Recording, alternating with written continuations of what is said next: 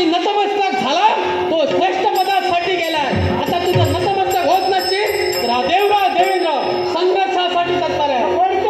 संघर्ष तू करणार आहेस हे मलाही पाहिजे. सत्याने मदत झाला शेत सताबळे जातं करतोची देवाचं